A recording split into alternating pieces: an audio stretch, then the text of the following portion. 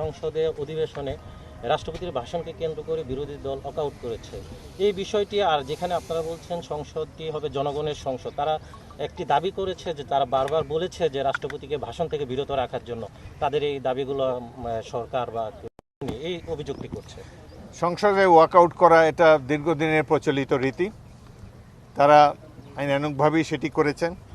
এটি তাদের রাজনৈতিক দলের ইচ্ছার বহিঃপ্রকাশ তারা করেছেন। রাষ্ট্রপতি সম্পর্কে তাদের যে মনোভাব সেটি তাদের একান্ত নিজস্ব, আমরা এই ব্যাপারে কোনো কমেন্ট করতে চাই না। তবে আমরা আশা করব আগামী দিনগুলোতে ওয়াকআউট করার সময় তারা আরও সতর্ক থাকবেন, এমন কিছু করবেন না যাতে ফ্যাসিস্টের আবার পুনরুত্থান হওয়ার সুযোগ হয়। আমরা সরকারি দল এবং বিরোধী দল এবং সকল রাজনৈতিক দল মিলে ফ্যাসিবাদ বিরোধী আন্দোলনে অংশ নিয়েছিলাম। আগামী দিনগুলোতে গণতন্ত্র যাতে আর ব্যাহত না হয়, গণতন্ত্রের প্রতি কোনো ধরনের আঘাত যাতে আর না আসে, সেজন্য আমরা সকল রাজনৈতিক দল মিলে ঐক্যবদ্ধ থাকব এবং বাংলাদেশকে উন্নয়নের অবিশ্ব লক্ষ্যে নিয়ে যাব, এটাই আমাদের একান্ত কামনা। আবার বলেন কি?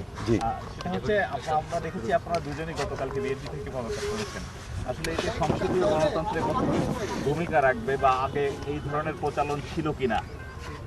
আগেও সম্ভবত এই ধরনের প্রচলন ছিল, তবে আমরা মনে করেছি নিরপেক্ষতার খাতিরে আমি আমার পুরনো 34 বছরের পুরানো দল বিএনপি থেকে পদত্যাগ করেছি, যাতে বিরোধী দলের আস্থার মধ্যে কোনো ঘাটতি না থাকে, এবং মাননীয় ডেপুটি স্পিকার তিনিও এই ধরনের উদ্যোগ গ্রহণ করেছেন।